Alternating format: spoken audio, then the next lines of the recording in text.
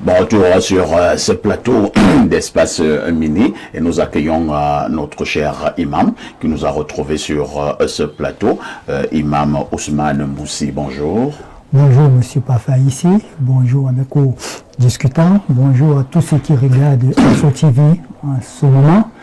Bonjour à ceux-là qui regardent Espace Mini et qui aiment cette émission qui est non seulement instructive mais qui permet aux uns aux autres de pouvoir connaître ce qui se passe dans notre pays. On suit souvent, n'est-ce pas, on est le jeudi, souvent les thématiques, et on se dit qu'il est important de s'informer à Info TV. Vous êtes un fidèle téléspectateur. Puisque j'ai déjà eu le plaisir de partager ce plateau dans d'autres émissions, donc je me dis que c'est une télé dont on doit conseiller à la jeunesse de suivre, parce que les thématiques sont savamment discutées, le panel est souvent bien choisi. On se dit qu'il est important de s'informer, car sans information, on va à la désinformation, et ce qui peut créer, n'est-ce pas, ou bien amener les gens vers le chaos, parce que lorsqu'on ne sait pas ce qu'on doit connaître, n'est-ce pas, de ce qui se passe dans notre pays, on peut dire tout ce dont on veut, et souvent grave. Merci, merci d'être là ce matin. Je rappelle que vous êtes imam du côté de Baladou. Effectivement. Du côté d'un Baladou. Alors, ce matin, nous vous l'avons dit en ouverture, nous marquons un arrêt dans le cadre de Jeudi Spiritualité pour parler de la chance. Et naturellement, si on parle de la chance, certainement, on parlera aussi de la malchance. Alors, la chance existe-t-elle réellement? Alain, donc, nous allons faire comme à l'école primaire. J'adore cet exercice. Il faut d'abord que nous nous entendions sur les termes. Parce que si nous ne nous entendons pas sur les termes, ça peut aller dans tous les sens. Alors, le principal thème ici, la principale problématique ici, c'est la chance. Oui. Pour vous, en des termes faciles, c'est quoi la chance? La chance, c'est un concours de circonstances qu'on juge heureux. Quant à son influence sur le déroulement de la vie d'une personne, d'un événement, d'un projet, quand ça se passe bien, on dit on a de la chance. Quand ça se passe de la façon qu'on a expecté, qu'on a voulu, on dit on a de la chance, etc. Donc, c'est aussi, mathématiquement parlant, la probabilité de voir se produire un résultat ou un événement. Voilà, donc c'est tout ça qui fait la chance, quoi. Et maintenant, l'inverse, c'est la malchance. La malchance, quand ça ne se passe pas comme on veut, etc. Merci, Pierre Blériot, Niemeg, restons toujours au niveau de cet exercice. C'est quoi la chance à côté de la malchance? Bon, Alain Douk a donné une définition. On peut continuer puisque le... Tout à fait. Les philosophes pensent que c'est une combinaison de fortuités inéluctables. C'est un peu difficile. Parce que la fortuité, c'est effectivement ce qui est hasardeux, qui ne devrait pas être rigide. Nous pensons que c'est une combinaison de fortuités inéluctables visant à satisfaire ou à concourir au bonheur d'un individu. Ou donc, ça peut... Bon, très souvent, c'est une affaire individuelle. On peut estimer qu'avec votre venue, Info TV a eu de la chance. C'est-à-dire un certain nombre de hasards se sont mis ensemble. Il y a eu ceci, en même temps telle autre chose. Toutes ces choses ont concouru à rendre la chose plus heureuse. La question n'est pas encore de savoir si ça existe ou si ça n'existe pas. Puisque le mot existe, on le définit. Est-ce que la nature... D'autres encore en religion disent que c'est l'habit que Dieu revêt lorsqu'il veut garder l'anonymat auprès d'un homme. C'est-à-dire que la chance serait la voie que Dieu lui-même prend quand il veut rester anonyme. Vous marchez et vous trouvez de l'argent. Un sac d'argent. Bon, je ne sais pas si c'est jusqu'au sac. Alors on a vu quand il est pied sec. Oui, c'est-à-dire, quelques personnes ont fait des expériences. Vous avez un souci, vous marchez comme ça, et c'est comme si quelqu'un avait posé ça là pour vous. Vous trouvez de l'argent qui correspond à la résolution du problème que vous avez. On dit que c'est la forme que Dieu prend lorsqu'il veut garder l'anonymat. On dit-on parfois que c'est la forme que Dieu prend lorsqu'il veut garder l'anonymat. Révérend Bayon, on va évoluer, on va évoluer au niveau de cette chance, parce qu'il y a également un courant de pensée et qui estime que la chance n'existe pas. En réalité, l'homme ne reçoit que ce qu'il aura produit comme effort. Si vous ne produisez pas un effort, vous n'aurez rien à manger. Donc, il ne faudrait pas vous dire que bon, je peux avoir la chance aujourd'hui de tomber sur un des 10 000 en route en marchant et j'aurai à manger. Donc, alors, ceux-là, ils sont sur la bonne voie ou alors en réalité ils n'ont rien compris? Non, je crois que les différents cas d'espèce existent dans la question liée à la chance, qu'on peut associer à une notion comme ce qu'on appelle en religion la grâce. C'est-à-dire qu'au lieu de dire j'ai eu la chance, d'aucuns diront j'ai eu la grâce de Dieu d'avoir trouvé un billet de 10 000 sur le chemin. Mais maintenant, est-ce que on peut estimer qu'il y a une force extérieure qui travaille les événements en sorte que ce soit heureux pour certaines personnes en une circonstance, ou alors les choses comme ça sont d'elles-mêmes? Et aussi, est-ce qu'on ne va pas trouver que c'est extrême de penser que tout ce que nous recevons, il n'y a jamais eu une main mise qui fait avancer les choses dans le bon sens? Moi, je crois beaucoup en la question de la grâce, ou plutôt, et j'estime que dans le volume d'événements qui arrivent dans notre vie, Dieu a disposé certains événements qui arrivent de manière fortuite. Vous n'avez pas travaillé, vous n'avez rien fait, et puis subitement, tac. Alors vous êtes, on cherche un journaliste, on cherche un patron, on vous tire au sort, et ça se tombe que ce soit vous. Donc il y a un ensemble d'événements qui peuvent être disposés en la faveur de quelqu'un, et c'est ce que d'aucuns appellent avoir eu sa chance. Dire que tout ce qui devrait arriver devrait être le fruit de nos efforts, non. Nous n'avons pas fait l'effort de naître, mais nous sommes nés. Nous ne faisons pas des efforts de grandir, mais nous grandissons. Il y a quelque chose qui passe sans notre contrôle. Certains événements arrivent dans notre vie que nous ne pouvons pas contrôler, comme quoi il peut avoir une main invisible qui travaille pour donner fin heureuse. Imam Ousmane Mboussi, est-ce qu'on peut aussi dire qu'il y a des personnes qui sont plus chanceuses que d'autres? Entre-temps, est-ce qu'on peut aussi conclure qu'il y a des personnes foncièrement, fondamentalement, essentiellement malchanceuses? Bien, on peut, au vu de tout ce qui a été déjà dit, c'est dans le même sens.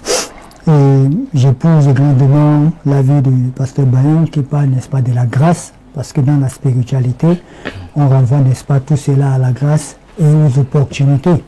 Maintenant, par rapport à la question, est-ce qu'il peut y avoir des personnes qui sont, n'est-ce pas, qui peuvent bénéficier à tout?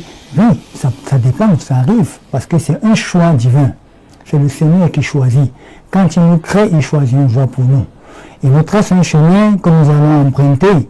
Et à cela, on peut, n'est-ce pas, dans les textes religieux, on peut s'appuyer sur la vie des prophètes envoyés à l'ensemble des différentes communautés. Ces personnes, malgré qu'on a été éprouvées, parce qu'il faut savoir que la chance ne te dédouane pas des situations, n'est-ce pas, dramatiques de la vie. Elle ne te dédouane pas de cela. Mais la finalité, c'est la rectitude morale que celui-là a. C'est qu'il transmet comme valeur. C'est ça qui est la finalité. Parce que généralement, si on veut transposer cela sur les faits réels, les faits matériels, on va dire non, s'il a eu un travail aujourd'hui, c'est qu'il est chanceux. S'il n'a pas eu un concours, c'est qu'il est malchanceux.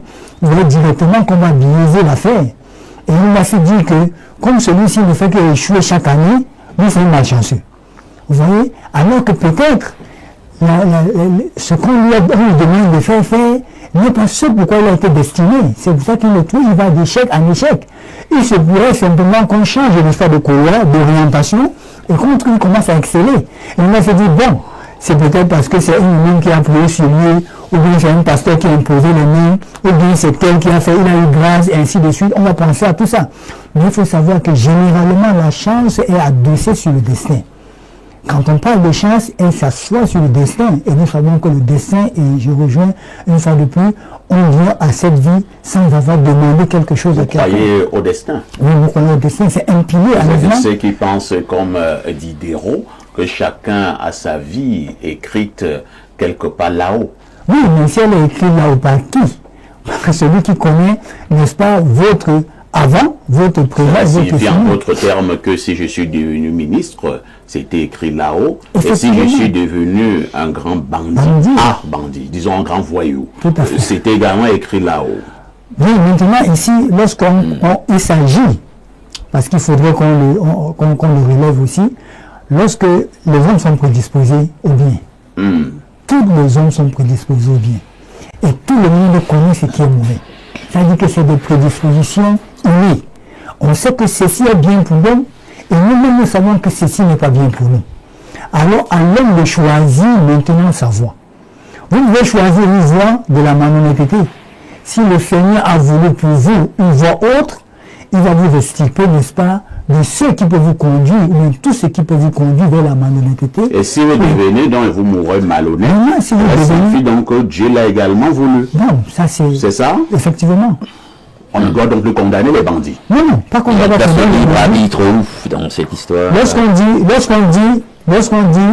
qu'on a le résultat de notre fruit, ça veut dire que si on finit par mourir bandit, parce que le Seigneur à côté, n'est-ce pas, de l'erreur, il a ouvert les portes du paradis, les portes de la repentance. Donc chacun a la possibilité à tout moment, et cela va lui arriver. Quand un bandit est en prison, automatiquement il a sa conscience premièrement qui doit lui indiquer que ce que j'ai fait là hier, je ne devais pas le faire. S'il se fiche de sa conscience, alors il choisit pour lui-même sa prédiction. Et il ne va qu'aller vers ce que le Seigneur a prévu pour lui. Mais c'est inconnu de nous. Très bien. Merci, cher imam. Alain Douk, l'imam a dit un certain nombre de choses. Je vous ai vu de temps en temps faire des signes comme si vous n'étiez pas totalement d'accord. Oui, sur ce nombre de points. Quelques Voilà, précisions parce que selon vous. s'il faut que ça fonctionne comme ça, quand on parle du destin, là, vous avez vu dans la présentation, immédiatement, il y a déjà le concept aussi de la prédestination qui s'y est mêlé, et on ne voit plus exactement à quel niveau se situe le libre arbitre, parce que, faut le dire, sur certains actes souverains, Dieu ne fait pas sans l'homme. Hein. Il nous a donné une conscience, il nous a donné un libre arbitre, nous jugeons. Et tu fais des choix, et ces choix ont des conséquences. Mais il faut reconnaître que bien de ce qui a été dit illustre en réalité ce qu'on devrait retenir de la chance, mais ça dépend maintenant de comment on se positionne.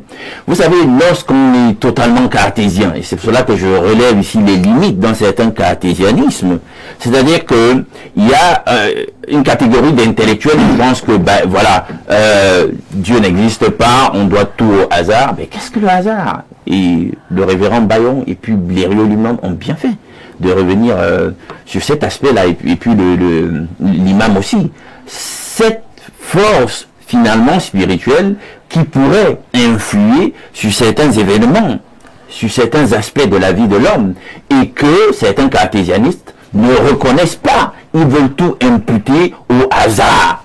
Non, on peut pas tout imputer au hasard, d'autant plus que nous, en tout cas moi, personnellement, je ne pense pas que nous sommes le fruit d'un hasard. Je pense que nous sommes le fruit d'une création grande, d'une intelligence suprême, et voilà, supra-intelligence. Une supra-intelligence, voilà, c'est-à-dire qu'un Dieu puissant et intelligent qui a véritablement présidé à notre existence sur la Terre. Il y a beaucoup d'éléments qui nous permettent de le comprendre, parce que rien n'a été calibré au hasard. La distance qui doit séparer le Soleil en tant qu'astre au-dessus du disque de la Terre, de nous en dessous, tout est bien calculé, etc. La limite des mers, ce n'est pas dépassé n'importe comment, même si à certaines occasions, au travers d'une géo-ingénierie, on peut créer un tsunami, mais tout est bien calibré. nous-mêmes, la complexité de chacun des éléments de notre organisme, nos cellules, chacune de leurs fonctions, cette harmonie dans la complémentarité des tâches, des cellules, des organes, etc., montre que non, nous ne sommes pas le fruit d'un hasard. Il ne faut pas mettre tout sur le compte du hasard. Cette rationalité, elle est un tout petit peu perverse, à mon avis. Donc, du coup, je vais maintenant dépasser le cap de nos réflexions pour dire que le créateur que tous ont évoqué, Blériot, dans sa jolie métaphore ou son allégorie, puis le révérend, puis l'imam, puisque là, on a essayé de faire comprendre qu'il y a un être suprême, il y a un être spirituel qui a présidé à la création et qui influe sur nos vies. Il faut connaître qu'il a mis des lois, qui sont des lois naturelles, et sa création fonctionne selon des dispositifs. Tout est création, tout est vibration, je l'ai dit ici, en d'autres circonstances. Si on vous donne de réaliser qu'en réalité, chacun de nous, nous arrivons à vivre sur la Terre justement parce que notre vibration est en adéquation avec la résonance de Schumann, qui est le champ des vibrations de la Terre, des fréquences de la Terre. Chacune de nos cellules a une vibration.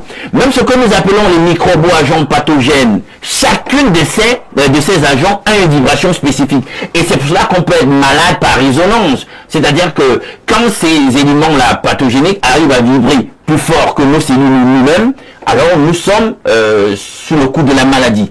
Donc il y a donc des vibrations pour toutes choses. Je suis sorti donc du giron du cartésianisme pour comprendre que non, il faut, dans certains cartésianismes, pour comprendre que non, on peut pousser la réflexion plus haut et se rendre compte qu'il y a des fréquences et des vibrations pour tout. C'est-à-dire que même pour que ça marche dans votre vie, il faut se mettre sur un certain type de fréquence. Est-ce que je me fais comprendre? Il y a des fréquences de l'épanouissement, il y a des fréquences de l'amour, des fréquences de la cordialité, de l'harmonie dans les relations interpersonnelles, des fréquences de la paix, des fréquences de la santé, toutes ces choses que la plupart du temps, lorsqu'elles nous arrivent, nous disons, ah, ce monsieur, tout se passe bien dans sa vie, cette dame, tout se passe bien dans sa vie, elle est chanceuse. Mais justement, elle vibre à un certain niveau et elle est en adéquation avec les fréquences de ces concepts en réalité. Donc il faut aussi raisonner sur le prisme donc de la physique, de ce que j'ai fini par appeler la physique de la spiritualité. En réalité, même pour ce pays, si nous voulons que ça marche, ils le savent, les initiés. Ils le savent. Qu'en faut-il faire? Ben, il y a des fréquences sur lesquelles, c'est même de la physique, quand il dit d'initier, c'est pour dire qu'on a retenu le savoir pour que le savoir reste entre les mains d'une petite élite, et puis on la rend pas, on la démocratise pas, c'est tout. C'est-à-dire qu'il y a des dispositifs, comme on le fait là avec les antennes relais des opérateurs de téléphonie, on peut créer des dispositifs physiques qui créent des fréquences et les répondent sur le pays. Et pour la fréquence du Cameroun, ça peut être laquelle? Non, ça dépend de ce que nous voulons. C'est-à-dire que si on veut que tous les Camerounais ici ne pensent, sur le plan de la psyché, que des pensées dirigées vers la paix, la recherche du bien, etc., on sait le type de fréquence qu'il faut aller activer. Hein. Ah bon?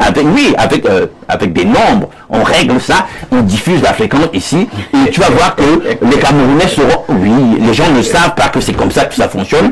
Oui, c'est la physique de la spiritualité. Les gens ne savent pas ça. Donc si vous voulez le mal prospérer, et que les choses vont à volo, on a l'impression que tout est kafka, oh ça marche pas, on n'a pas de chance, patati patata. À un certain niveau, c'est parce que nous sommes aussi sur on a laissé prospérer des fréquences qu'il ne faut pas. Ils savent ce que je suis en train de dire. Merci. Révérend Bayon, trop de physique également ce matin. Hein, la physique quantique. Cette affaire de fréquence et une physique spirituelle. Alors, j'ai une préoccupation.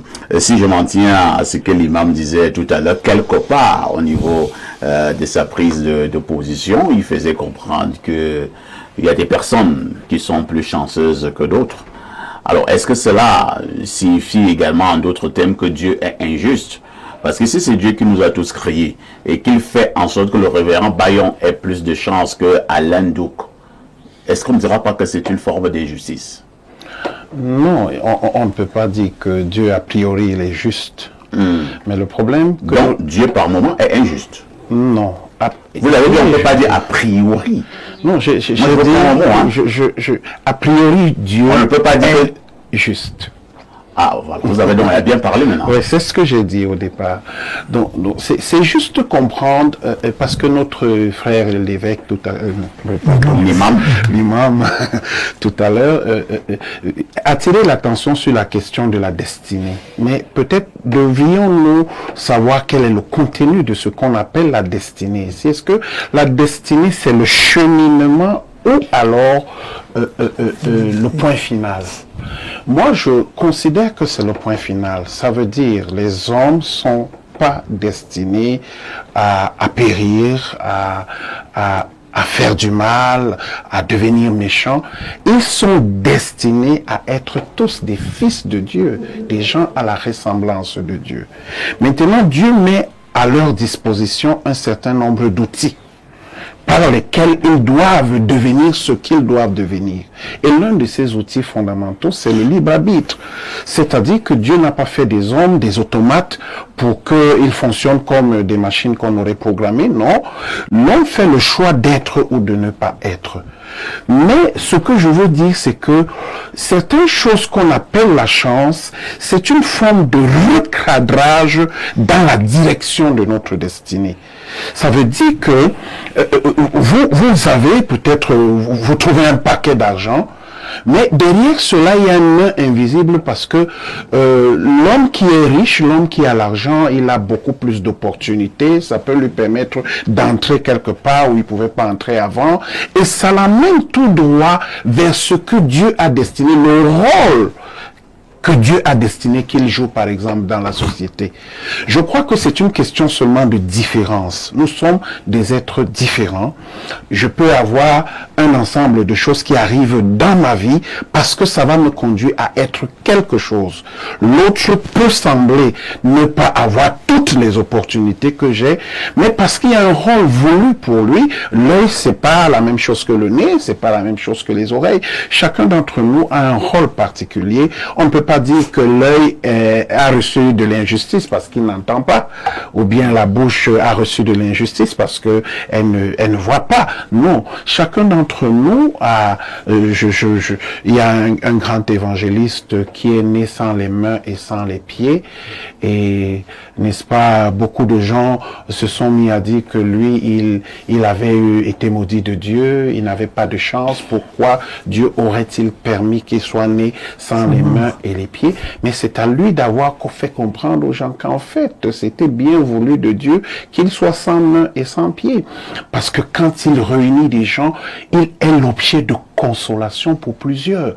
Vous voyez un homme accompli, un homme mûr, un homme heureux. Pourtant, il n'a pas les mains, pourtant, il n'a pas les pieds. Et vous pleurez alors que vous avez les mains et vous avez les pieds. Et il est parfaitement sur son rôle voulu par Dieu. Et c'est là, on ne peut pas dire qu'il a la malchance. Je pense que c'est simplement le rôle qu'il doit jouer et que Dieu a préparé et dispose un ensemble de choses sur son chemin pour accomplir sa destinée. Pierre Blériot-Niémec, doit-on absolument compter sur la chance pour réussir sa vie?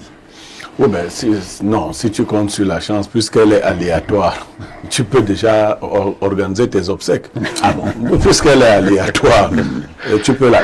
Non, il y a des aspects très subtils que les gens sont en train d'évoquer. Ce qui apparaît comme malchance aujourd'hui peut être un creuset de chance pour demain. Ah bon? Il ne faut jamais l'ignorer. Et vous voyez, je connais un homme que j'admire beaucoup, qui avait échoué plusieurs fois au concours de l'ENS au Cameroun. C'était un garçon très intelligent et chaque fois, il disait à Dieu que vraiment, je ne sais pas pourquoi tu me ridiculises, dans un état corrompu et tout le reste, tout ce que vous pouvez savoir. Aujourd'hui, ce monsieur peut payer 10 professeurs de lycée, de par ses revenus. Dieu voulait lui dire que si tu pars là-bas, des choses qui vont t'arriver vont bloquer le projet que j'ai pour toi. Je sors par une histoire qu'on nous raconte en théologie pour nous parler de la chance. Un roi avait perdu un œil lors d'un voyage. Et quand il est rentré, il a dit à son serviteur que tu avais dit que je suis béni de Dieu, je suis malchanceux. Son serviteur lui a dit que non, tout ce que Dieu fait est bon. Il dit, mais Dieu fait bon, mon œil est percé. Un jour, donc, lors d'une guerre, on a arrêté des gens et on devait les sacrifier à un dieu. On les a, lui, il avait été arrêté, on l'a amené pour être sacrifié. Mais au moment du sacrifice, on a dit que non, on ne donne pas au Dieu ce qui est inapte, qui a des handicaps. Tu as un œil percé, tu ne peux plus être sacrifié. Il a dit merci à Dieu ce jour d'avoir perdu son œil Et que tout ce que Dieu fait. Et ce n'est pas vraiment pour rire. Il y a des... Mais ça ne suffit pas que de voir que ton œil s'est percé. Nous devons capitaliser nos énergies pour attirer la chance. C'est-à-dire qu'au moment où quelques malheurs vous arrivent et vous avez l'impression que le bonheur est chez les autres, continuez de vibrer positivement. Continuez d'être positif parce que vous accumulez de bonnes énergies pour votre propre bonheur. Or, qu'est-ce que beaucoup font souvent donc? Parce qu'il y a des gens disposés à se perdre. Quand les moments sont difficiles, ils deviennent méchants en se disant que bon, comme ça ne marche pas pour moi, ça ne va marcher pour personne.